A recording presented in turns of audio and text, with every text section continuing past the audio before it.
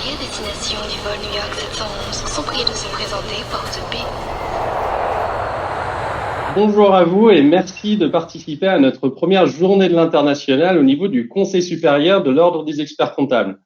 Aujourd'hui, mes confrères Cyril et Marc vont vous présenter la validation et la sécurisation des flux d'informations lors d'un projet de développement à l'international. C'est un élément essentiel du projet puisqu'il faut bien capter la donnée, traiter la donnée et sécuriser la manière dont on vient intégrer ces informations dans le système d'information de l'entreprise.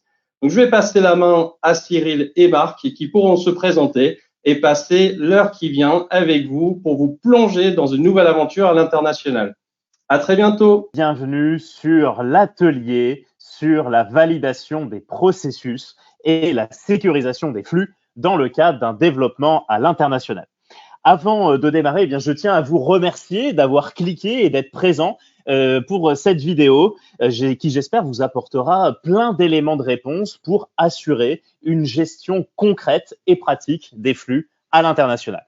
Je me présente, je m'appelle Cyril de Grillard, je suis expert comptable sur Paris et je suis également passionné par la gestion des flux d'informations et notamment la gestion des processus financiers. Je suis également passionné de l'accompagnement et de l'assistance des entrepreneurs étrangers, transfrontaliers qui souhaitent créer leur entreprise en France.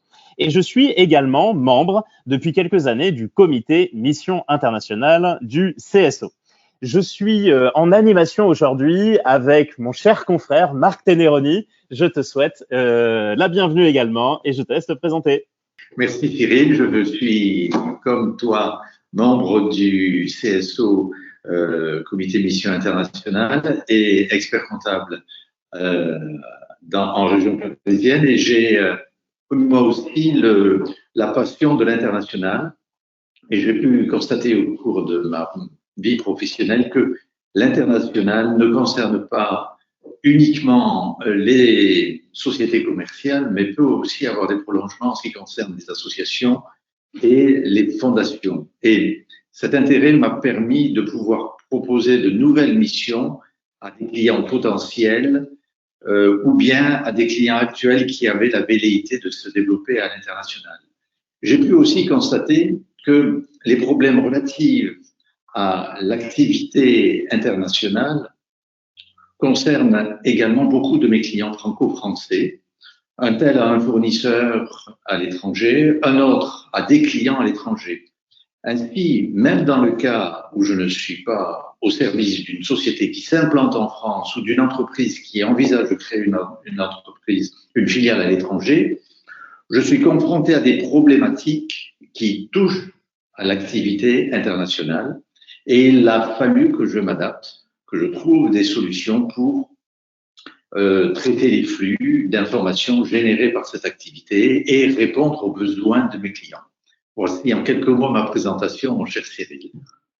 Bien, merci Marc. Je crois que tu nous as prévu d'ailleurs plein d'exemples extrêmement concrets de ta carrière, de ta vie professionnelle. Et j'ai hâte de les entendre et de les réentendre puisque j'en connais quelques-uns et ça apporte beaucoup d'informations et beaucoup d'illustrations dans tous les concepts, dans tous les grands principes en lien avec cette gestion des flux. En tout cas, le constat qu'on peut se donner au démarrage, comme un point de démarrage, c'est le suivant, c'est que les entreprises créent un nombre très important d'informations financières et non financières. C'est un fait. Et en même temps, on peut peut-être se poser, nous, en tant que confrères, en tant qu'experts comptables et personnes qui travaillent en cabinet, la question suivante, comment nous, en tant que confrères, on peut sécuriser, traiter de la meilleure manière possible toutes ces informations. Et donc, ce qui est important dans un premier temps, le premier conseil, c'est de bien identifier quels sont nos objectifs finaux. Et l'objectif final, ça va être dans la lettre de mission qu'on va pouvoir l'identifier. Ensuite, on va pouvoir identifier quels sont les traitements qui sont à réaliser et en fonction des traitements à réaliser, pouvoir en identifier les sources. Donc ça, c'est le cheminement, le cheminement numéro 1 qu'on va pouvoir identifier de manière générale lorsque l'on accepte la mission. On réalise la lettre de mission, puis on identifie les procédures et les process à réaliser pour enfin pouvoir identifier les sources d'informations. Dans le cadre de ce webinaire, eh bien, on va partir dans l'esprit que l'on démarre la mission, c'est-à-dire que l'on va analyser les sources, puis réaliser les traitements et enfin identifier la restitution. C'est-à-dire, ce qu'on a décidé avec Marc, c'est qu'on va suivre le flux de la data, le flux de l'information lorsque l'on est dans le cadre d'un développement à l'international. Et donc, voilà le programme de ce webinaire. Tout d'abord la collecte, puis le traitement et ensuite la restitution. Alors tout d'abord, au niveau de la collecte des informations. Au niveau de la collecte des informations, on peut identifier deux constats principaux. Le premier constat, c'est de se dire que à l'international, plus que partout ailleurs, eh bien, il y a des flux d'informations, des flux systèmes qui sont extrêmement disparates. On va avoir déjà, dans un premier lieu, une diversité importante de logiciels. Des logiciels natifs français, des logiciels qui proviennent d'autres pays, des logiciels qui proviennent de plein de pays différents, de plein d'éditeurs différents, et bien qu'il va falloir tout simplement gérer. Il va y avoir également la problématique de la langue. Les logiciels, les flux d'informations vont être réalisés nativement dans la langue du pays de l'entrepreneur. Et puis, il va y avoir des formats de restitution différents. Pour nous, en France, on parle par exemple du FEC. Dans d'autres pays, on va pouvoir parler de formats de restitution qui sont complètement différents. Donc, ce premier constat, c'est de se dire qu'à l'international, eh bien, on va devoir gérer tout d'abord, dans le cadre de la collecte, des flux d'informations extrêmement disparates, extrêmement différents. Alors, le deuxième constat maintenant, c'est de se dire que plus la source d'information est bonne, plus le résultat final sera correct. Alors, ça veut dire quoi? Ça veut dire que si la collecte d'informations est bonne, eh bien, le traitement d'informations sera automatisé en partie, donc sera bon, et ensuite, la restitution sera bonne à la fin. Alors que si la collecte d'informations est erronée, le traitement, il sera quand même correct, puisqu'il est robotisé en partie, mais la restitution, bien sûr, sera erronée. Donc, il y a un point important, un travail préalable absolument nécessaire au niveau de la collecte d'informations. C'est toute la chaîne logistique du traitement de l'information qui est en jeu. Donc, la collecte est le premier élément, le premier maillon de la chaîne, mais il est extrêmement important pour l'ensemble de la chaîne logistique de la data. Alors, pour cela, quelle action on va mener? Eh bien, tout simplement, on va réaliser des analyses et on va analyser des points d'audit tels que l'on pourrait le faire dans une mission d'expertise comptable où on fait une approche d'analyse d'audit, d'analyse par les risques. Le premier point, tout d'abord, c'est d'analyser la réalité des flux. D'où proviennent finalement ces flux d'informations? Est-ce que ces flux d'informations proviennent d'un logiciel? Est-ce que ce logiciel est sécurisé? Est-ce que cela provient d'une blockchain? Et est-ce que cette blockchain est fiable? Elle est réputée fiable, mais est-ce qu'elle l'est vraiment? Est-ce qu'elle provient vraiment de ce fournisseur? Donc ça, c'est le premier élément qu'on va pouvoir identifier. Le deuxième point d'audit qu'on va pouvoir analyser, c'est la cohérence des flux. Et j'ai envie de dire, le premier point qu'on va pouvoir analyser, c'est de se dire, est-ce que l'entrepreneur utilise ces flux? Ça, c'est un premier point qui est intéressant de voir. Si l'entrepreneur utilise les flux et qu'il en fait un outil de gestion pour lui, eh bien, c'est un premier pas vers la cohérence de ces flux. On est aussi confronté assez largement à des flux interservices, des flux interfiliales. Et donc, c'est toujours intéressant aussi dans notre analyse d'audit de se dire, eh bien, comment est perçue cette information, comment est traitée cette information et est-ce qu'il y a des traitements manuels qui sont réalisés, nous, dans le cadre de ces flux initiaux. Et puis, un troisième point d'audit qui est extrêmement important, c'est d'analyser l'exhaustivité des flux. L'exhaustivité des flux, c'est un principe extrêmement important dans le cadre de nos traitements de la comptabilité. Et Marc, je crois que tu as un exemple très concret et très pratique à nous expliquer dans le cadre de cette exhaustivité, et notamment dans un cadre particulier, puisque c'est dans le service non marchand. Marc, je te donne la parole pour ce premier exemple concret.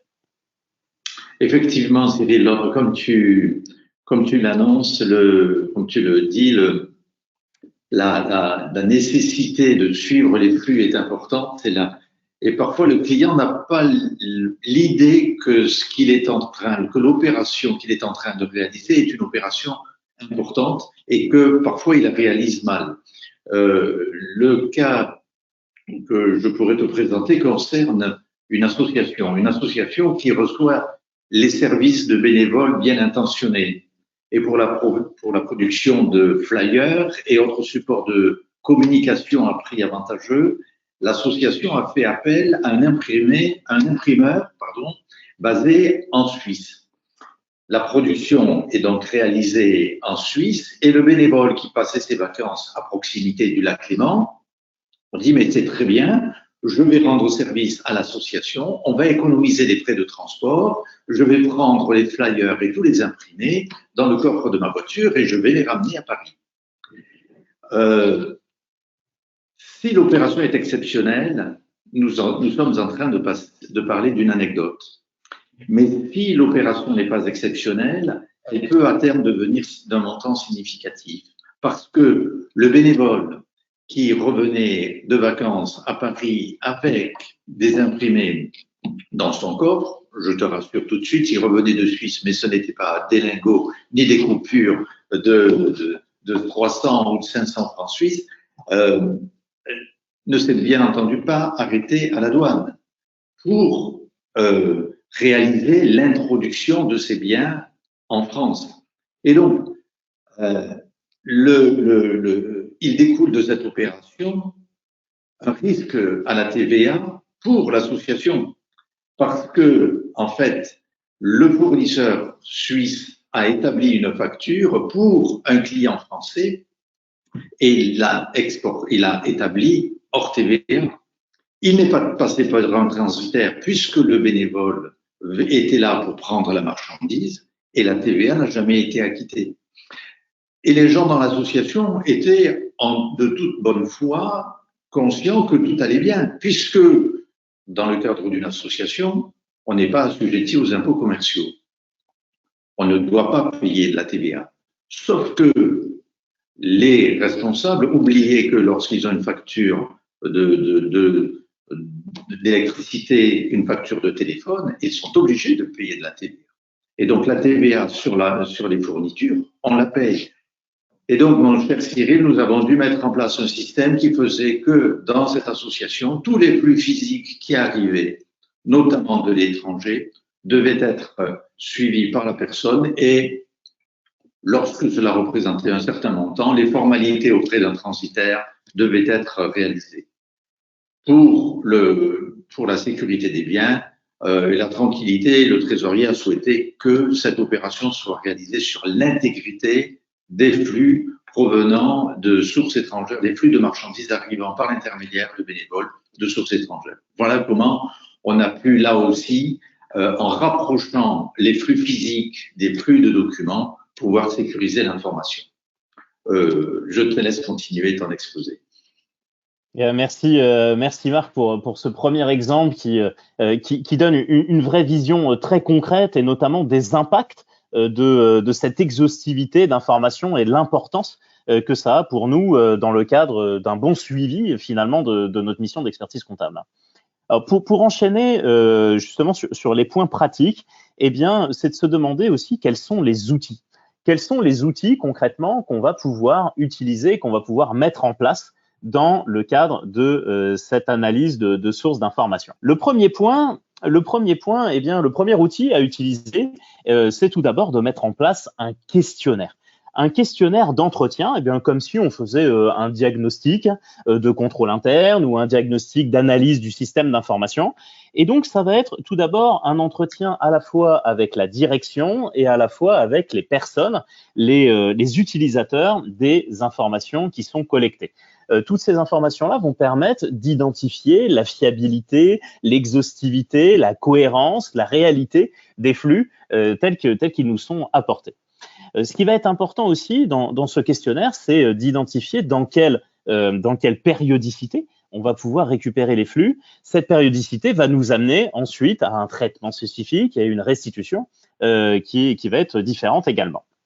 Et puis, toujours dans le cadre de ces entretiens, ce que je vous invite à faire, c'est d'identifier et de recenser les informations et les flux qui sont générés automatiquement et les flux qui sont gérés manuellement, puisque l'analyse de la qualité des informations va être bien différente. Si on est sur des flux qui sont réalisés automatiquement, l'objectif va être d'analyser dans le processus automatique s'il n'y a pas d'erreur possible. Par exemple, un plan comptable qui n'est pas forcément mis à jour, ça peut enrayer le système et créer une erreur. Donc, c'est une erreur, entre guillemets, involontaire. Alors que si il y a des flux manuels qui sont générés dans le cadre de ces flux à l'international, eh bien, il y a potentiellement des erreurs liées peut-être à la méconnaissance de la personne ou alors, malheureusement, des erreurs volontaires que l'on appelle tout simplement des fraudes. Du coup, il va falloir bien identifier quelle est la source d'information et bien demander à chaque utilisateur et à la direction d'où proviennent ces informations et si elles sont faites de manière automatique ou si elles sont réalisées de manière manuelle. Donc ça, c'est le premier point, le premier gros outil qu'il va falloir identifier et mettre en place. C'est un questionnaire d'entretien et d'analyse préalable de la qualité de l'information.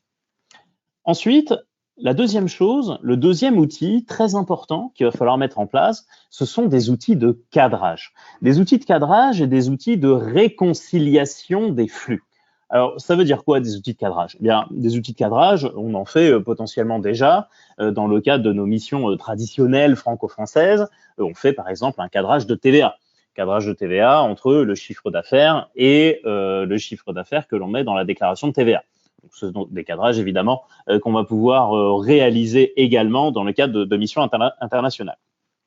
Là, on va pouvoir également faire des analyses de cadrage, des réconciliations entre les factures qui sont émises dans le système d'information et le chiffre d'affaires réellement comptabilisé dans le cadre de cette filiale française. Donc ça, ce sont ce qu'on appelle des cadrages comptabilité-gestion. Est-ce que les informations de gestion correspondent aux informations qui sont dans la compta? Donc, il y a par exemple la gestion des avoirs, la gestion des factures, la gestion de la TVA collectée, la gestion de la TVA intracommunautaire. Vous savez qu'il y a beaucoup d'innovations aussi dans le cadre de la TVA intracommunautaire.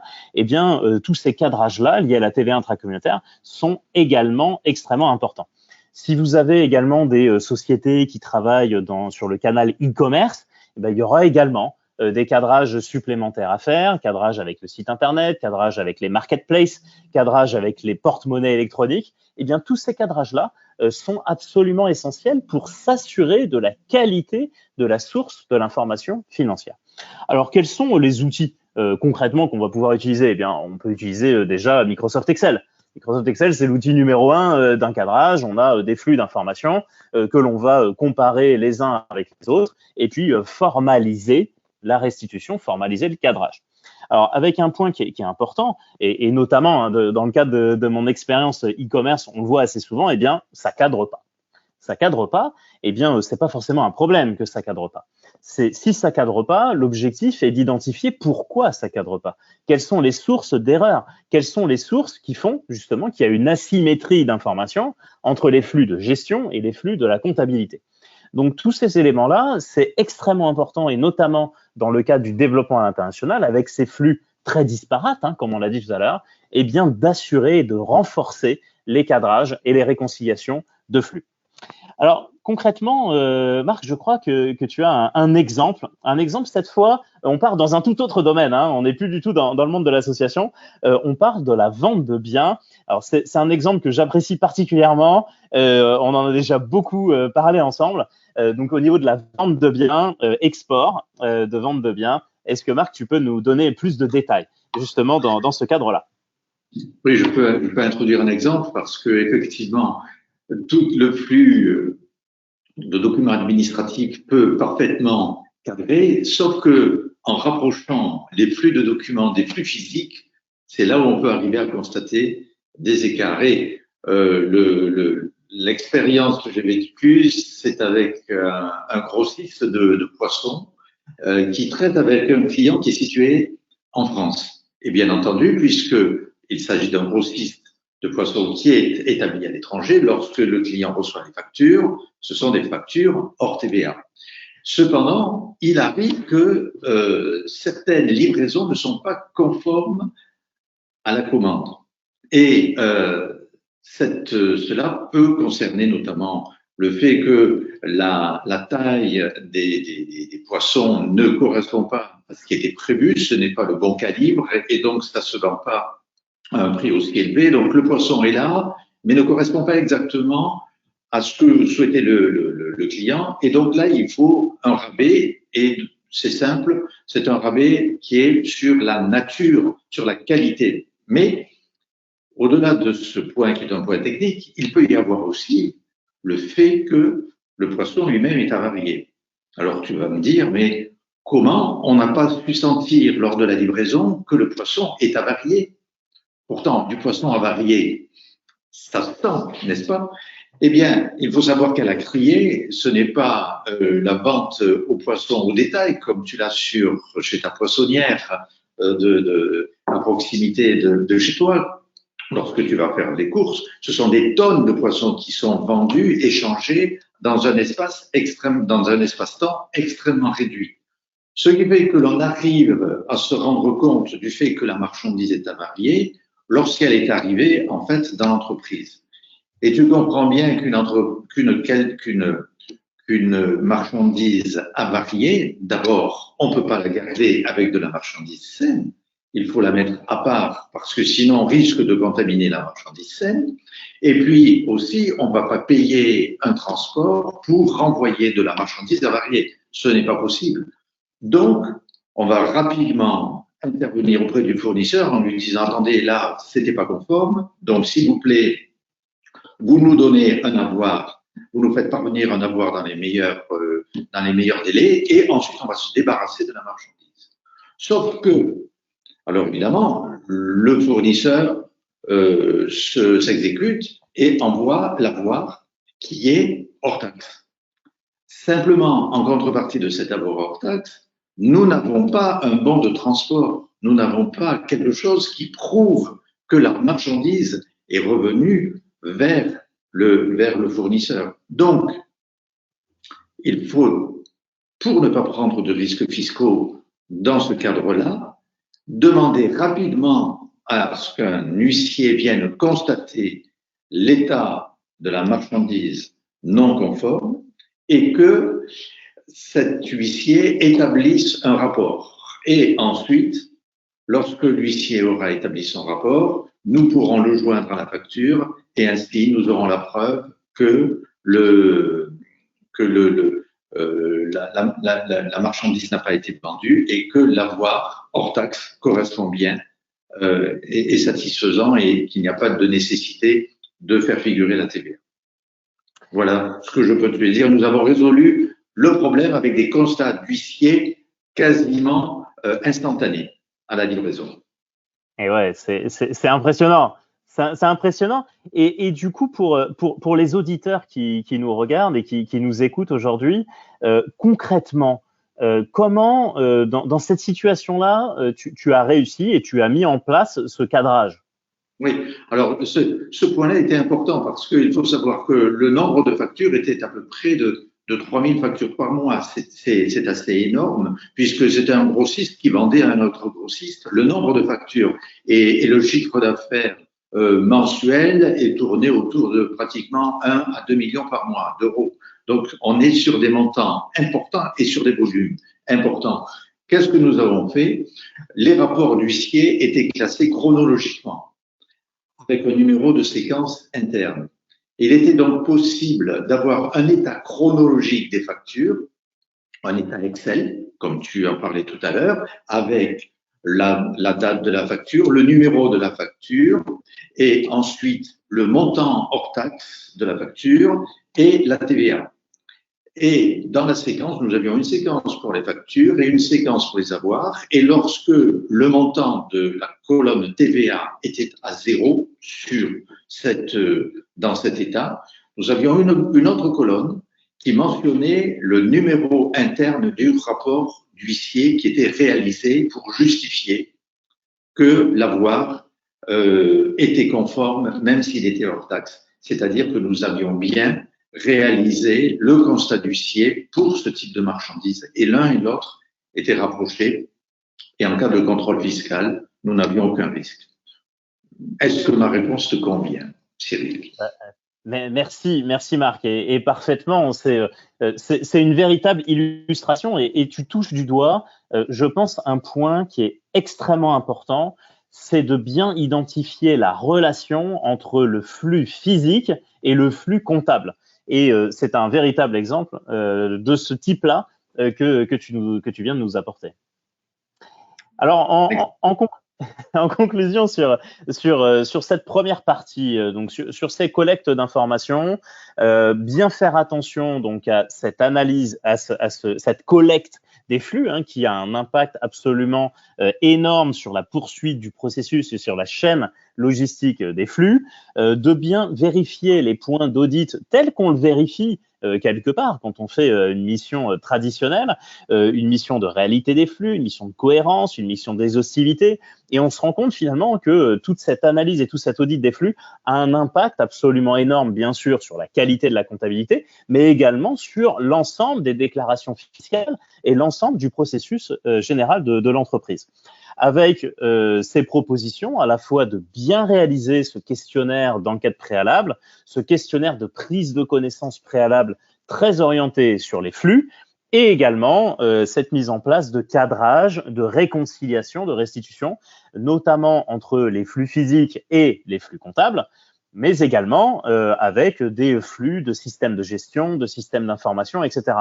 Quand je vous parlais tout à l'heure sur la partie e-commerce, c'est absolument énorme les cadrages qui sont à mettre en place. Et surtout, vous allez vous rendre compte qu'au fur et à mesure, plus on met en place des cadrages, plus on sécurise l'information financière, mais aussi l'information générale pour le client. Et c'est également une source d'information extrêmement intéressante pour le client qui, lui, va vous envoyer ces informations au fur et à mesure, qui les utilise lui-même pour ses tableaux de bord internes. C'est ça qui est quand même extrêmement intéressant. Et nous, par notre analyse financière, eh bien, on arrive à détecter des potentielles erreurs, des potentielles anomalies informatiques également, et puis, bien sûr, potentiellement, des potentiels risques de fraude qui pourraient subsister dans l'entreprise. Donc, toute cette partie collecte de flux, dans le cadre de l'environnement international, il est extrêmement important. Et en plus de cela, eh bien, il s'intègre dans le processus de sécurisation comptable que l'on réalise. Donc, quelque part, on peut dire aussi que toute cette collecte de flux financiers international, eh bien, c'est un petit peu comme si on le faisait pour une entreprise franco-française, sauf que l'on va démultiplier les sources d'information et donc on va démultiplier les risques. Donc, ce qui nécessite d'avoir une vraie analyse au préalable de cette qualité et de cette collecte des flux. Maintenant, on va pouvoir passer à la deuxième étape. Première étape, on a la collecte des flux et donc on va pouvoir avancer dans la deuxième grande étape de cette analyse et sécurisation des flux qui est le traitement. Alors pour le traitement, il y a plusieurs bonnes pratiques à mettre en place. La première bonne pratique, c'est de se dire que finalement, la comptabilité, c'est du droit que l'on met en chiffres. Et oui, parce que au final, les données que l'on va récupérer, que l'on va devoir traiter, ça va être des flux informatiques, des flux qui sont déjà informatisés. Il va y avoir des factures papier, des e-invoices demain, etc. Donc tout un flow et toute une restitution très disparate d'informations au niveau de la facture à voir d'ailleurs. On va avoir également des documents de gestion et des informations de gestion, des flux de marketplace, des flux de porte-monnaie électronique, des flux de logiciels de gestion provenant de divers pays, etc. Et puis, on va avoir également des informations juridiques. On va avoir, par exemple, les statuts d'information, qui sont des flux que l'on va collecter au préalable, et puis toutes ces informations liées au contrat. Et les contrats, c'est extrêmement important puisque c'est la relation contractuelle qu'il va y avoir entre notre client et ses fournisseurs et ses tiers, etc. Et donc, c'est très important qu'on arrive à bien sécuriser également tous ces flux-là qui sont liés au contrat et de bien comprendre tous les éléments qui sont dans les contrats de nos clients. D'autant plus important quand ce client traite à un niveau international. Alors sur cette notion de contrat, il y a un terme, une terminologie que l'on utilise à l'international qui est extrêmement important. C'est vraiment un des mots-clés qu'il faut absolument connaître quand on est à l'international, c'est le terme de l'incoterm. L'incoterm, Marc, je crois que tu as une belle expérience dans ce domaine et je sais que c'est toi qui m'as appris ce terme-là, c'est toi qui me l'as largement expliqué, tu as contribué à me faire comprendre ce que c'était que l'incoterm. Alors, pour nos auditeurs et pour nos spectateurs qui nous écoutent aujourd'hui, est-ce que tu pourrais nous expliquer d'ores et déjà ce que c'est que l'incoterm et ensuite, eh bien, nous expliquer quels sont les éléments, quels sont les flux, quelles sont les données qui sont nécessaires d'avoir bien en compte quand on étudie les incoterms. Oui, alors, tu connais certainement la citation d'Auguste de Theuff, qui était un polytechnicien et dans son ouvrage célèbre sur les propos de Barenton, confiseur. Et Auguste de Theuff, qui était un polytechnicien lui-même on va dire, du XVIIIe siècle, a écrit « Il y a trois sortes d'êtres au langage mystérieux. Les plus aisés à comprendre sont les fous, puis viennent les polytechniciens et enfin les comptables. » Voilà. Et tu nous parles, ça y est, tu as dit le gros mot. Tu as dit le gros mot qu'il ne fallait pas dire, mais qui est incontournable, incoterm. Que veut dire incoterm? Et là, tu es en plein dans le mille parce que nous sommes à l'international et incoterm, c'est un terme du commerce international et plutôt que on n'en parle pas en termes de prestation de services, on en parle plus en termes de transfert, de transport de marchandises. C'est un terme qui est très bien connu par les transitaires, très bien connu par les armateurs, très bien connu par les transports routiers, par les transporteurs routiers, parce que, et tu as bien fait d'insister sur le fait que la comptabilité, c'est du droit en chiffres et qu'il faut lire les contrats. Parce que, avec tout ce que tu nous as dit auparavant, avec tes flux de données, etc., tes tableaux Excel, etc., tu nous occupes bien la journée, n'est-ce pas? Une fois, et la réconciliation, surtout quand ça colle pas, la recherche d'écart, tu arrives facilement à 18 heures et tu te dis, bon sang, est-ce que je vais avoir mon RER pour rentrer chez moi? Peut-être pas parce que si tu fais bien ton travail, il va falloir encore continuer à travailler. Mais dans le RER, tu pourras emporter un ou deux contrats pour bien le lire. Parce que, j'insiste là-dessus, avec un petit peu d'humour, parce que effectivement, l'incoterm est un terme important qui précise à qui, en d'autres termes, à quel endroit, à quel moment est le transfert de propriété. Indirectement, il précise aussi qui est-ce qui va payer les frais de transport. D'accord? Puisque le transport est soit free on board, c'est un terme incoterm, qui veut dire que c'est gratuit jusqu'à la montée sur le navire, ou bien à l'arrivée. Il y a toute une série de termes qui disent à quel moment se fait le transfert de propriété. Et lorsque se fait le transfert de propriété, se fait également le transfert des risques. Donc, à quel moment je vais prendre, l'assurance doit courir, à quel moment, à partir de quel moment les biens doivent être assurés. Tu sais aussi, nous en avons parlé, vous savez, nos auditeurs sont aguerris avec cela aussi, c'est que la date, le moment du transfert de propriété est très utile pour la récupération de la TVA ou la collecte de la TVA. Donc, c'est pas quelque chose qui est neutre à la fois en termes juridiques sur la responsabilité, mais également en termes de fiscalité, parce que, et donc sur la trésorerie. Si je peux, parce que si on prend un navire qui met trois mois pour revenir du bout du monde, 3 mois c'est peut-être un peu long, disons 3 semaines, il va arriver, peut-être qu'on peut gagner 1 mois de récupération de TVA selon que le transfert de propriété s'est fait au départ ou de l'usine du fournisseur ou bien à l'arrivée. Donc, Je vais prendre un exemple, comme tu me le demandais, c'était dans le cadre de la livraison d'un matériel qui arrivait d'un pays étranger, assez éloigné, et le bien a quitté l'usine au mois de décembre de l'année N et est arrivé dans l'usine française en février N+1. Tu vas me dire, il a mis du temps pour venir. Oui, mais c'est ainsi. C'est ainsi. Et bien entendu, la société clôturait son exercice au 31 décembre de l'année N.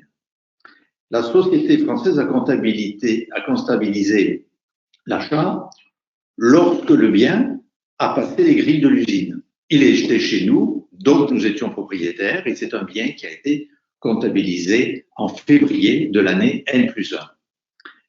Et les termes du contrat disaient qu'en fait, le bien était la propriété du client dès la sortie des ateliers du fournisseur. Donc, l'entrée des marchandises dans l'usine, dans la société française, devait se passer au mois de décembre N et pas au mois de décembre N+1. Alors, le client déjà a fait une erreur sur la date du transfert de propriété et de la date de comptabilisation. Il a perdu 3 mois pour la déclaration de TVA, mais en plus, on n'a pas posé la question parce que les biens étaient arrivés sains et saufs en bon état, mais est-ce que les biens avaient été assurés lors du transport? Là, c'est une question que l'on n'a pas creusée parce qu'il fallait pas tout mettre sur le tapis, c'était suffisamment problématique. L'entreprise a donc dû refaire son bilan afin d'augmenter ses stocks et le compte fournisseur du montant de la livraison. C'est-à-dire que là, nous avons dû refaire les comptes. Vous avez entendu parler du principe de séparation des exercices. En anglo-saxon, on dit cut-off. Et les incoterms peuvent avoir un impact très important sur le cut-off. Il faut donc faire attention à ce qui est écrit dans les contrats. Les incoterms qui, pour simplifier, signifient à quel endroit et à quel moment a lieu le transfert de propriété. Il faut bien connaître les incoterms parce que cette information peut avoir lieu soit au départ, comme je l'ai dit, soit au départ de l'usine du fournisseur, soit à l'arrivée, à l'entrée dans l'usine du client. Mais ça peut aussi avoir lieu au milieu de l'océan Atlantique ou bien au milieu de l'océan Pacifique lorsque le bien vient de notre pays. Je reste simple en ne parlant que d'une transaction qui se fait d'un point A vers un point B. Mais nous pouvons également imaginer que les biens partent de Chine, d'accord, dans un état semi-ouvré, pour être montés sur un ensemble beaucoup plus important aux États-Unis, avant de revenir, je ne sais pas, en Espagne pour terminer un traitement et aboutir en France. Donc, le suivi des mouvements et le suivi des incoterms est un point essentiel. Il faut donc attacher la plus grande importance à ces termes-là, comprendre de quoi on parle et, quelque part, lorsqu'on est en train d'écrire le contrat, les incoterms ne sont pas forcément imposés au client. Le client lui-même peut essayer de choisir quels sont les incoterms qui lui seront le plus favorables de manière à réduire le coût de la prestation. Donc là, il n'y a, si je puis me permettre, mon cher Cyril, il n'y a pas uniquement le suivi des flux, mais la gestion financière, la gestion du coût de l'activité de l'entreprise, de la marge, réfléchir aussi à quelle date se fait le transfert de TVA pour bien comprendre l'ensemble de la problématique. Et peut-être juste un point d'information encore avant de te céder la parole. En France, nous avons l'administration fiscale et notamment le service des douanes. Ces services ont un savoir-faire, une compétence importante en termes d'incoterms qu'ils ont mis à la disposition des entreprises. Surtout, n'hésitez pas à aller les consulter, mais bien entendu, avant d'avoir écrit le contrat. Une fois que c'est écrit, ça ne sert plus à grand-chose. Donc, ils pourront peut-être vous expliquer ce que ça veut dire, ce que vous avez signé, mais c'est peut-être bien de les consulter avant. Et ils sont très bien disposés au service des entreprises françaises qui développent une activité à l'international. Voilà, mon cher Cyril. Merci beaucoup Marc sur tous ces éléments qui sont extrêmement importants quand on se lance aussi en tant qu'expert comptable dans l'accompagnement à l'international. Beaucoup de termes techniques aussi importants. On a parlé bien sûr de l'Incoterm qui est un terme très important dans le cadre de ces missions. Tu parlais de cut-off également, qui est évidemment important et en lien direct avec l'Incoterm. Tout ce qui est suivi des mouvements, suivi des contrats, suivi de la gestion financière. Eh bien, tous ces éléments-là, quelque part, de par un traitement de flux, eh bien, on arrive quelque part à augmenter et à alimenter le conseil, l'accompagnement en gestion que l'on pourra faire auprès de ces entrepreneurs qui ne viennent pas de France, quelque part. Donc, c'est des éléments qui sont très importants. Et puis, je rebondis également sur un autre point, puisque tu parles du service des douanes, qui est un service évidemment extrêmement compétent, dont il faut absolument se servir et bénéficier aussi en tant qu'expert comptable pour avoir ces informations-là. Et peut-être de manière un peu plus large. Je pense que ce qui est important aussi, c'est d'avoir un véritable écosystème de personnes qui connaissent le monde de l'international. Je pense bien sûr au service des douanes, je pense aussi aux avocats qui traitent à l'international. Ce sont des personnes, ce sont des confrères qui connaissent extrêmement bien le droit international, la fiscalité internationale, et c'est important aussi de développer son réseau professionnel quand on développe son réseau à l'international. Quand on préparait aussi cet atelier, on parlait des chambres de commerce également. Les CCI qui ont aussi un impact et un lien important aussi pour nous, confrères, soit qui démarrons notre activité et qui lançons cette activité auprès des entrepreneurs internationaux, mais aussi, eh bien, quand on développe depuis quelques années, il y a tous ces partenaires, tout ce réseau qui est extrêmement important de développer pour assurer la qualité du bon traitement de l'information financière. Merci du coup Marc pour tous ces éléments et pour ces premiers bonnes pratiques et ces premiers conseils à apporter à nos confrères. Le deuxième constat dans le traitement, eh bien, c'est de bien traiter et de bien rédiger les processus de traitement automatisés et les processus de traitement non automatisés. Donc, c'est important de bien rédiger les process, de bien rédiger les procédures dans soit les deux langues, donc de l'entrepreneur et du cabinet d'expertise comptable si possible, ou à défaut dans une langue que les deux entrepreneurs seront à même de comprendre. L'objectif, c'est de réduire les risques, tout simplement, de réduire notamment les risques liés au délai. On a, nous en France, des délais de traitement qui sont peut-être différents des délais des entrepreneurs des autres pays. Donc, on a cette notion de délai, ce risque délai qui est extrêmement important à préciser. Il y a également des risques organisationnels. On n'a pas tous les mêmes devoirs de qualité au sein des différents pays, ou en tout cas entre l'entrepreneur étranger et nous. Nous, on est soumis aux normes, on est soumis à la déontologie, etc., etc. Et donc, il y a des risques organisationnels qu'il faut absolument maîtriser et qu'il faut absolument traiter et rédiger dans nos modes opératoires, dans nos manuels de procédure pour assurer la qualité de l'information comptable. Et puis, un risque aussi dans la coopération entre les individus. On parlait tout à l'heure des relations interfiliales, des relations interentreprises, etc. Eh bien, il y a aussi les relations entre le cabinet d'expertise comptable et ses filiales françaises et le siège qui peut être dans différents pays, etc., etc. Et donc, toute cette relation entre les filiales, entre la maison mère et les filles qui sont dans un pays ou dans un autre, et le cabinet d'expertise comptable, et voire même les autres cabinets d'expertise comptable, des autres filiales, des autres maisons mères, etc., eh bien, toute cette relation, il est important de la formaliser, il est important de communiquer, ça fait partie, quelque part, de nos règles et des méthodes que l'on va pouvoir aborder.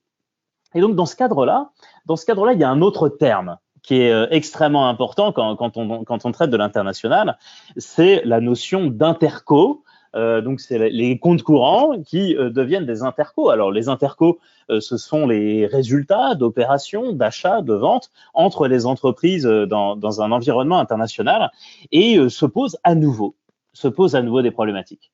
Alors Marc, je crois que tu as un autre exemple à nous présenter, justement dans ces notions d'intercompagnie, de comptes interco, notamment dans ce monde international. Et puis, quelque part, qui dit interco dit consolidation. Et je crois que ton exemple a un lien, justement, avec les intercos et la consolidation des comptes. Oui. Après le gros mot incoterm, nous voilà au gros mot interco. Voilà. On dirait des jeux et des lettres, ou des chiffres et des lettres, mais on en reste aux lettres pour l'instant. Donc, mon cher Cécile, tu me proposes en fait le cas d'une société mère qui a des filiales en France et à l'étranger et qui établit des comptes, bien entendu, qui établit des comptes consolidés. Par interco, on entend les comptes courants des sociétés qui composent le groupe. Alors, où est le problème? Avoir des comptes courants, tout le monde peut avoir des comptes courants, mais dans le processus spécifique de la consolidation, ces comptes courants doivent présenter des montants identiques parce que il est prévu l'élimination des opérations entre les sociétés du groupe. Aboutir à un compte, un bilan consolidé, à des états financiers consolidés, c'est aboutir à une présentation des états financiers qui concernent l'activité du groupe avec l'extérieur. Bien entendu, si on additionne l'activité qui est faite avec les filiales, on arrive à quelque chose qui n'a plus de notion. Et donc, du fait de l'élimination des opérations intergroupes, on va aboutir à éliminer les comptes courants. Mais on peut éliminer un compte courant qui a 100 si la contrepartie a 100. Si la filiale B a un compte courant avec la filiale A de 100, on peut dire très bien, ça s'élimine. Mais si la filiale B a un solde de compte courant de 100 vis-à-vis de A et que A a vis-à-vis de B 150, alors là, l'élimination est quasiment impossible parce que qu'est-ce qu'on fait des 50? Est-ce qu'on les met en perte, en profit? Quel est l'impact sur le résultat de cette élimination? Donc, la problématique est simple.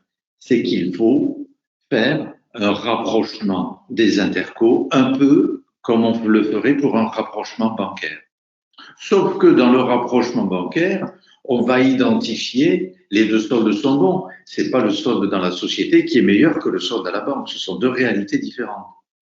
Mais on va identifier dans le rapprochement bancaire les écritures qui justifient l'écart entre le solde à la banque et le solde dans les comptes de la société. Pour les intercos, c'est la même chose. On va faire un rapprochement et on va identifier les écritures qui justifient l'écart que l'on peut avoir entre deux intercos. Ces écarts se rapportent à des opérations d'achat ou de vente qui n'ont pas été comptabilisées au même moment dans les deux sociétés. Et là, il faut se mettre d'accord. Et la société qui consolide, la holding, a en principe dit quelles étaient les règles que l'on appliquait pour la consolidation. Et la règle, c'est de dire, c'est la société vendeuse qui a raison. Donc, on va conserver la vente et pour la société qui n'a pas encore constaté l'achat, eh bien, on passera à une écriture de provision de manière à constater cet achat et mettre à jour ainsi et rétablir ainsi le lien pour arriver à un compte courant, un interco qui correspond. C'est donc chez l'acheteur, dans la filiale acheteuse, que l'on devra passer une écriture et ainsi arriver à l'équilibre. La réconciliation aura donc un effet sur le résultat, bien entendu, puisque la filiale qui est acheteuse va passer une charge et donc aura un résultat inférieur à celui qu'il était auparavant, avant de passer cette écriture. D'où, là aussi, on avait une nécessité technique d'avoir un équilibre, une correspondance dans les intercos. Mais cet équilibre vient aussi du fait qu'il est nécessaire de voir que la réalisation de cet équilibre aura aussi un impact sur le résultat à l'intérieur du groupe, sur le montant des achats et des ventes correspondantes, mais aussi sur le résultat intragroupe. Donc, ce n'est pas neutre.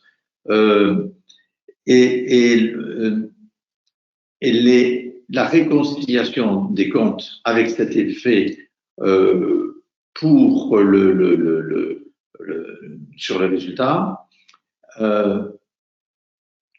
on est dans la même démarche que pour l'Incoterm quelque part. C'est toujours lors de la clôture des comptes que se posent ces questions-là. C'est toujours lors de la clôture des comptes. Et d'où la nécessité, comme pour les rapprochements bancaires, si on veut arriver à quelque chose de bien, de faire des réconciliations mensuelles et pas annuelles. Je ne sais pas, tu as certainement essayé de faire, pour gagner du temps, un rapprochement bancaire en prenant tes 12 mois d'un seul coup, et on voit que parfois on n'y arrive pas, et il vaut mieux faire d'abord le rapprochement bancaire pour les opérations de janvier, février, etc.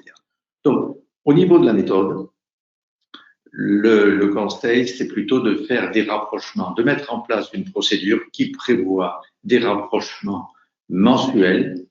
Si les informations, si les flux ne sont pas importants, on pourra prévoir des rapprochements trimestriels, mais dans l'année, ne pas attendre la clôture pour faire cela.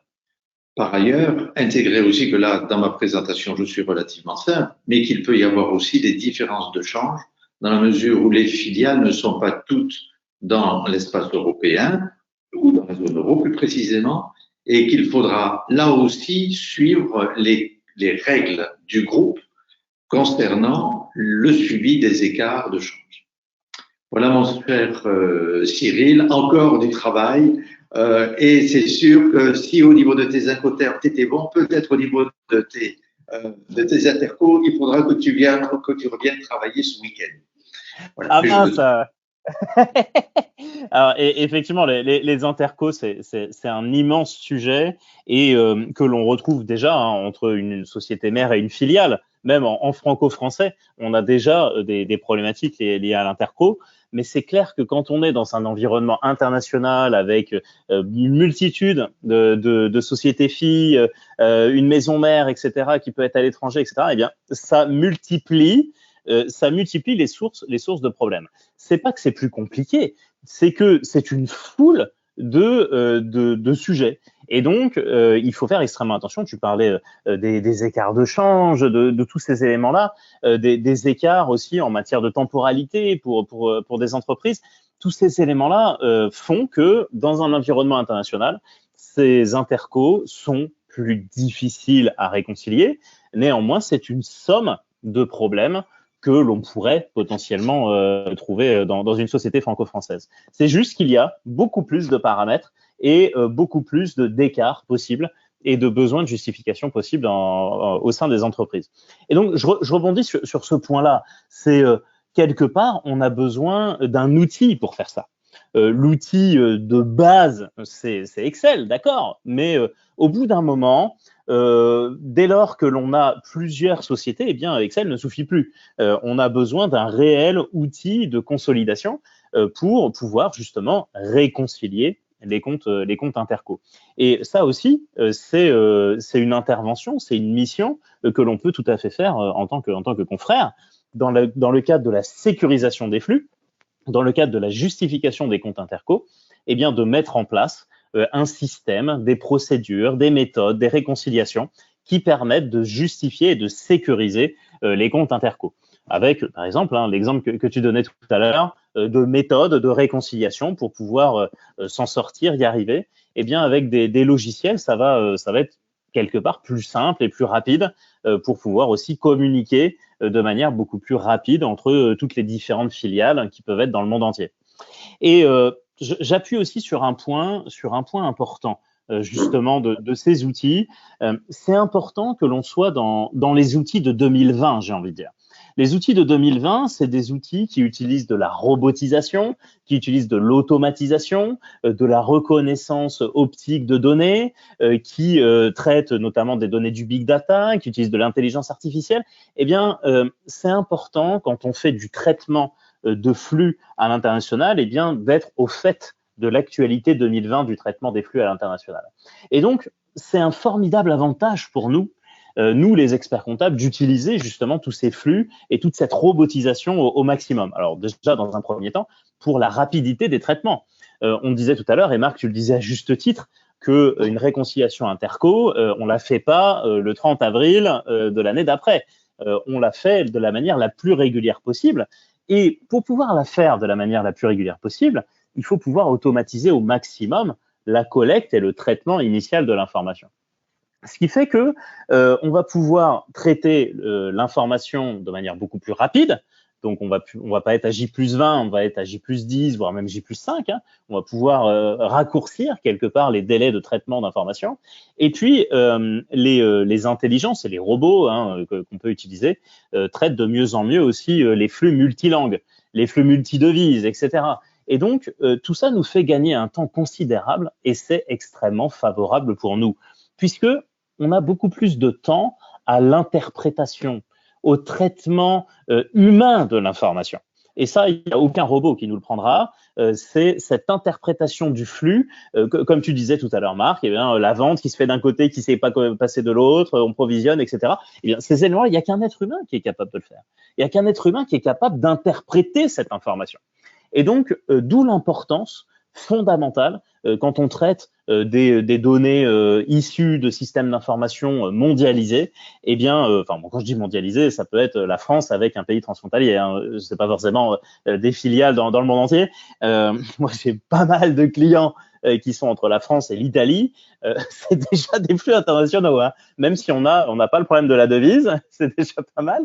Mais on a déjà énormément de problématiques et de gestion de flux entre des données italiennes qui sont écrites en italien, qui sont traitées initialement en italien par les entrepreneurs là-bas, et que nous, on va traiter au niveau français. Donc, le fait d'utiliser au maximum cette dématérialisation des flux, cette robotisation et ces intelligences artificielles qui vont automatiser les premiers traitements, etc., eh bien, ça fiabilise nos flux et en même temps, nous, on va avoir beaucoup plus de temps à l'interprétation et donc à la qualité de l'information que l'on va pouvoir traiter finalement à la fin de l'année. Donc, tous les mois, on va faire cette analyse pour avoir des bons intercos fiables à la fin de l'année. Donc effectivement, c'est un point qui est très important. Tout cela avec le chapeau tout au-dessus dont on a parlé tout à l'heure, qui est la rédaction des processus. Si on automatise, ça n'empêche pas de faire des contrôles et ça n'empêche pas de rédiger les procédures et les modes opératoires. Ça, c'est un point qui est véritablement important. Et tout cela aussi qui englobe tout le système de contrôle interne de l'entreprise. Finalement, analyse de flux, analyse de système d'information et analyse du contrôle interne, c'est trois notions qui sont extrêmement liées, qui sont extrêmement collectées et qui contribuent à la qualité de l'information financière et du diagnostic général. Donc voilà le constat lié à ces traitements d'information. Alors, on en arrive à la troisième étape. Troisième étape de notre odyssée du flux, où on a eu la collecte dans un premier temps, puis le traitement, et donc on en arrive à la troisième étape, qui est l'étape de la restitution. Troisième étape de restitution, j'ai envie de dire, pour donner quelque chose d'un peu global dans un premier temps, c'est qu'il y a une orientation à la fois historique et une orientation à la fois prospective de la restitution. Alors tout d'abord, l'orientation historique. L'orientation historique, il va y avoir plusieurs difficultés dans cette restitution historique, avec une bonne pratique qu'il faut vraiment bien avoir en tête, c'est de la lettre de mission. Alors, la lettre de mission, oui, c'est une obligation déontologique, il faut la faire, etc. Certes, mais il faut surtout la faire de manière précise. Quelle est la restitution qui est attendue par l'entrepreneur étranger, transfrontalier, etc. pour sa filiale française? Et ou dans l'autre sens, l'entrepreneur français qui va se développer dans d'autres pays. Quelle est la restitution dont il a besoin à partir des flux historiques? Alors, de quoi il a besoin concrètement? Ça va être des états financiers, le bilan, le compte de résultat, l'annexe, les liasses fiscales, les déclarations, etc. Et tout ça, c'est extrêmement important de bien le formaliser, puisqu'il peut avoir des distorsions entre les besoins de l'entrepreneur étranger et les obligations que l'on a en France. Et c'est important d'avoir une bonne communication avec l'entrepreneur, de bien lui expliquer quels sont nos devoirs à nous et qu'est-ce que l'on fait nativement et non nativement. Donc, il y a un vrai besoin de formation et d'information des équipes qui sont chez les entrepreneurs et des personnes qui travaillent à l'étranger. Donc, le premier point, c'est la coordination, quelque part, entre les informations du siège social et de la filiale. Le deuxième point, la deuxième difficulté dans ces informations historiques, eh bien, c'est de bien remonter les informations entre les maisons mères et les filiales. Et là, c'est d'avoir les bons outils. On en parlait tout à l'heure, on parlait du logiciel de conso, on parlait de Excel, on parlait de tous les systèmes de gestion qui sont utilisés un petit peu partout. Eh bien, il faut coordonner tout ça. Moi, j'ai un client, notamment transfrontalier également. Eh bien, il veut absolument qu'on lui mette ces informations de gestion de la filiale française dans son logiciel, qui est écrit dans une langue que je connais pas. Alors, du coup, c'est pas forcément très très simple d'un premier abord. Eh bien, ça fait partie de la restitution. Ça fait partie de la restitution des flux historiques que moi je produis pour lui dans le cadre de la filiale française, et lui, il en a besoin pour sa maison mère et pour son analyse consolidée, etc., etc.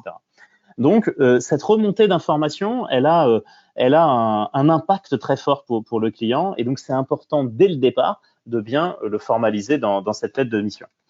Il y a aussi, dans la restitution, un besoin de sécurisation au niveau des langues et au niveau des devises. On en a déjà pas mal parlé dans cet atelier aujourd'hui. C'est un point sensible de la sécurisation des flux, et donc il faut faire extrêmement attention quand on renvoie les informations sur ces sujets-là. Marc, je crois que tu as un exemple, notamment sur une restitution bien connue des experts comptables français. Cette restitution, ça s'appelle le fichier des écritures comptables. Et donc, le FEC, exactement. Le FEC. Alors, je crois qu'il y a un exemple, notamment, d'une filiale française avec un entrepreneur nippon. C'est ça. Et je voulais un petit peu rebondir sur tout ce que tu disais en parlant des flux, des procédures, des outils, des logiciels.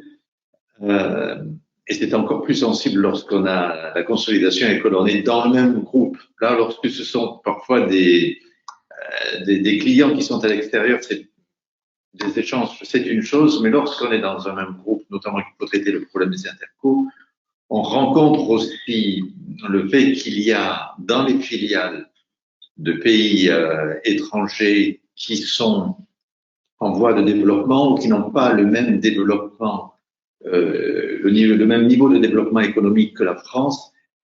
On a affaire parfois à des gens qui n'ont pas intégré les gens, soit qui vont faire le traitement, soit des gens qui vont faire la restitution, soit des gens qui supervisent. Nous n'avons pas forcément la même qualité que ce qu'un expert comptable peut avoir comme connaissance, organisation et expérience. Et là, il est important peut-être, lorsque c'est possible, de convaincre la direction d'envisager des opérations de formation du personnel.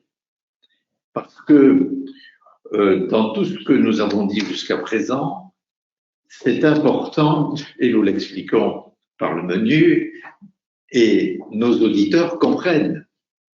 Mais si nous parlons avec quelqu'un qui ne connaît pas les b.a.-ba de la comptabilité, qui n'a pas les notions de comptabilité française et qui va juger à l'aune de l'état de la législation dans son pays, nous allons avoir parfois des difficultés importantes. Et dans le cadre de la consolidation, il est important, me semble-t-il, d'anticiper le processus de consolidation avec les différents comptables avant l'arrêté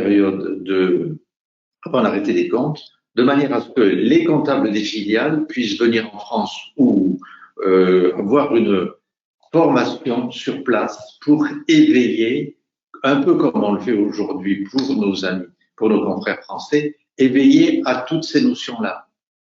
Ces notions, c'est important de les appliquer, mais on ne peut les appliquer correctement que si on les comprend. Et la compréhension, ce point-là, c'est au cœur de ce que nous avons eu à connaître avec nos amis japonais. Il est déjà difficile de parler peinture, musique avec des gens, enfin, il est très agréable de parler peinture, musique, culture avec des gens qui sont différents de nous parce que nous avons des sujets de conversation très importants. Mais que lorsqu'on en arrive à la comptabilité et à ce que l'on appelle un FEC, un fichier des écritures comptables, à la manière dont souhaite l'obtenir l'administration fiscale française, ça prend beaucoup plus de temps. Et la mission que nous avons été amenés à mener pour obtenir ce FEC, de manière à être en mesure également d'établir une liasse fiscale, parce que établir une liasse fiscale aujourd'hui pour un établissement étranger, sans être sûr que l'on sera capable de disposer d'un bon FEC, c'est une opération inutile. Donc nous nous sommes assurés d'abord d'avoir l'intégralité des opérations. Et que l'intégralité des opérations, nous puissions la retracer dans un fichier qui s'appelait le FEC, tel que le voulait l'administration fiscale, avant d'établir la liasse fiscale. Nous avons contrôlé le FEC et nous nous sommes aperçus que le FEC n'était pas bon. Et nous avons mobilisé sur cette opération qui a duré à peu près 2 ans, une dizaine de personnes.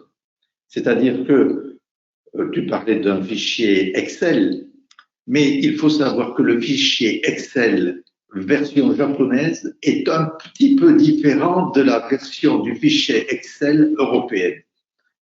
Va savoir pourquoi, mais lorsqu'on faisait des traitements en France ou lorsqu'on arrive à recevoir ce fichier Excel et qu'on le mettait sur nos machines à Paris, ça ne marchait pas. Donc, nous avons dû, pendant 2 ans, à peu près ça nous a pris 2 ans, pour arriver à sortir un bilan. Nous avons dit d'abord, nous ne sortirons le bilan que lorsque nous aurons le FEC. Parce que si nous sortons un bilan et que le FEC, ou une liasse fiscale, et que le FEC n'est pas conforme, nous aurons travaillé pour rien. Et ce travail pour le FEC a été très intéressant dans la mesure où nous sommes arrivés à nous apercevoir que des factures n'avaient pas été comptabilisées sur la France et qu'elles étaient comptabilisées sur d'autres pays. Indirectement, nous sommes arrivés à voir qu'il y avait des factures qui concernaient d'autres pays et que nous avions en France. Étant donné que mensuellement, nous avions fait nos déclarations de TVA à partir des informations qui nous venaient du Japon, on a dû établir des déclarations de TVA rectificatives. Étant donné que nous avions à peu près 2 ans à 2 ans et demi de retard par rapport à l'établissement de la liasse fiscale, nous avons bien entendu pris contact avec le centre des impôts pour leur expliquer que nous travaillons de manière acharnée, mais que nous ne pouvions pas avoir d'emprise très efficace sur le personnel japonais. En d'autres termes, nous dépendions de ce qui était en train de se faire au Japon.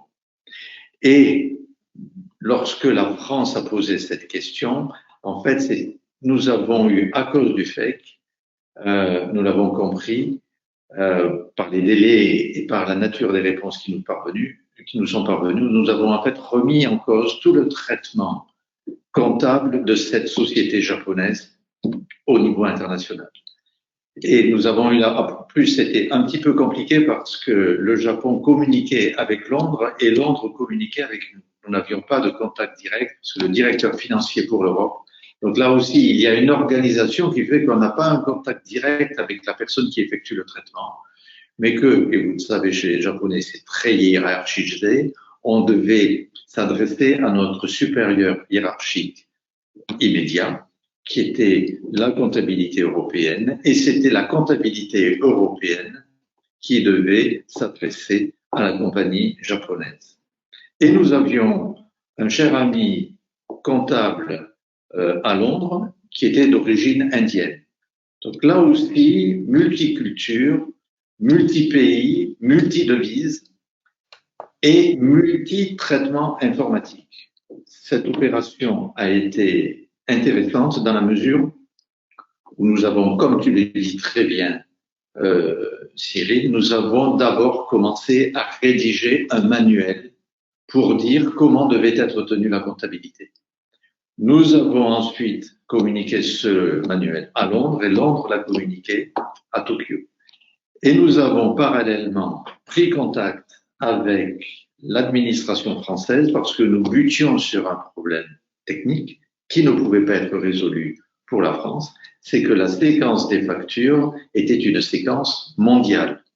Donc forcément, dans notre FEC, nous avions des trous de séquence.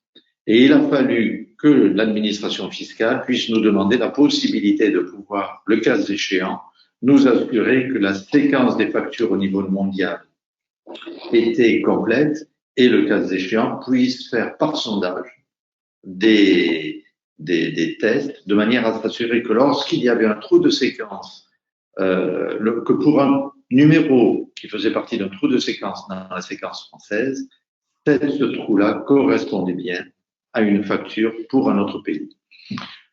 Donc, sujet très intéressant qu'il ne faut pas évacuer d'un revers de main, qui nous a pris 2 ans pour arriver à un bilan. Donc, le bilan de 2016, nous l'avons établi, je vois, courant 2018. Et ensuite, il était juste. Le FEC était bien conforme. L'administration fiscale a validé ce FEC et nous avons communiqué ensemble pour écrire en fait un rescrit sur le point, parce qu'il s'agissait bien de là.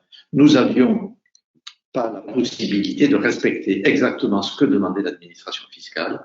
Nous avons dit pourquoi et l'administration fiscale nous a répondu. Mais ce qui était intéressant, c'est que nous avons dû travailler avec l'administration fiscale pour écrire le terme du rescrit, tellement la question était difficile. Et du côté de l'administration fiscale aussi, parce qu'ils ne l'avaient jamais vu, ça non plus. L'administration fiscale aussi évolue en fonction de ce qui se passe à l'international. Et là aussi, rapprochez-vous de l'administration fiscale. De la même manière que je vous ai dit, rapprochez-vous de l'administration des douanes, ne restez pas dans votre bureau. Décrochez votre téléphone, demandez à parler à quelqu'un d'important qui suit le problème et qui vous aidera à résoudre le problème parce que, évidemment, nous, en tant qu'experts comptables, on veut faire les choses bien, le client veut qu'on fasse les choses bien et l'administration fiscale, à un certain niveau, mais aussi au niveau des contrôleurs, mais ce n'est pas un problème qui concerne les contrôleurs, comprend aussi les entreprises. Mais il faut aller vers eux, il ne faut pas rester chez soi, et puis il ne faut pas essayer de résoudre le problème par soi-même.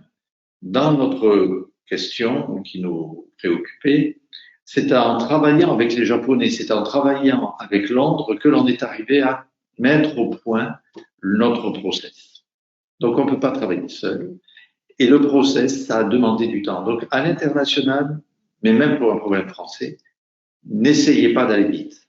Si vous essayez, si vous voulez réussir avant d'avoir commencé à travailler, vous n'irez pas loin. Vous n'irez pas, le travail ne sera pas satisfaisant et un jour ou l'autre, vous devrez le recommencer. Voilà, Cyril, un partage de mon expérience intéressante aussi. Mais complètement. Un grand merci Marc pour cette expérience qui, je le suis certain, intéressera les jeunes confrères qui souhaitent se développer, ceux qui, comme moi, ont déjà commencé depuis quelques années. C'est toujours aussi source d'enseignement et puis aux personnes qui sont plus aguerries justement, et bien de rappeler tous ces principes-là, c'est extrêmement important, je pense, de bien avoir en tête justement tous ces éléments, et ton retour d'expérience, je pense, nous est tous précieux. Ce qui nous amène à la synthèse et à la conclusion de cet atelier, puisque une fois que l'on a eu cette orientation historique et que l'on a fiabilisé les informations historiques des flux, eh bien, on va pouvoir passer à la dernière étape de cette restitution, qui est une orientation prospective. L'objectif, finalement, eh bien, on le fait déjà dans les entreprises franco-françaises, c'est d'établir des business plans, c'est d'établir des prévisionnels de trésorerie, des prévisionnels de gestion, des prévisionnels financiers, et donc d'imaginer dans un point de vue prospectif, prédictif, prévisionnel, eh bien, les informations qui sont traitées historiquement au niveau historique pour la comptabilité. Et donc, c'est d'imaginer d'aller plus loin justement dans l'analyse financière de nos entreprises. Donc, l'objectif, il est clair. C'est qu'une fois que l'on a fiabilisé l'ensemble du processus financier, tel que tu nous l'expliquais tout à l'heure, Marc, eh bien, c'est de les aider à améliorer leur performance, d'améliorer leur prise de décision, d'avoir des informations en temps réel, et tous ces éléments-là sont extrêmement importants. Et notamment, je pense aussi aux entrepreneurs que l'on a, nos entreprises que l'on a dans nos portefeuilles de manière habituelle. Eh bien, certains d'entre eux peuvent avoir l'intention, l'envie de se développer dans un contexte international. Moi, j'ai quelques-uns, j'ai dans mon portefeuille pas mal d'entrepreneurs qui sont assez innovants, des startups, et aussi dans le monde de l'e-commerce, pas mal également. Eh bien, leur objectif, assez rapidement, c'est de se développer dans les pays transfrontaliers et puis de se développer dans les autres pays d'Europe et les autres pays du monde. Eh bien, là aussi, en matière de restitution, on a un impact très fort d'imaginer quelles seront les perspectives financières dans les pays qu'ils souhaitent imaginer, quels sont les délais, quelle gestion de projet il va falloir mener, et puis quels sont les coûts, quelle est l'infrastructure dont ils ont besoin dans un premier temps, puis à moyen terme, puis à long terme. Et bien là, on a également toute une analyse prospective qui est intéressante. Et puis, le tout dernier point, c'est quel réseau ils doivent développer. Et ça aussi, en tant qu'expert comptable, en tant que cabinet d'expertise comptable, on a ce rôle-là à jouer. Et puis, peut-être que la première personne dont ils vont avoir besoin, eh bien, c'est tout simplement d'un expert comptable dans le pays d'accueil. Et donc, à nous aussi, eh bien, de continuer à développer notre réseau, de développer toutes ces compétences-là également avec nos confrères des autres pays. Alors, en conclusion, voici une restitution, une synthèse de tout ce que l'on a pu voir tout au long de cet atelier. Tout d'abord, une sécurisation de la collecte des informations avec des points d'audit à respecter, avec des outils à mettre en œuvre, de questionnaires, de réconciliation, de contrôle, etc. Puis des traitements avec des bonnes pratiques, des procédures, des cadrages, du cut-off, des incoterms, des intercos, etc. à sécuriser avec des points de vigilance précis. Et enfin, une restitution à la fois historique et une restitution à la fois prospective.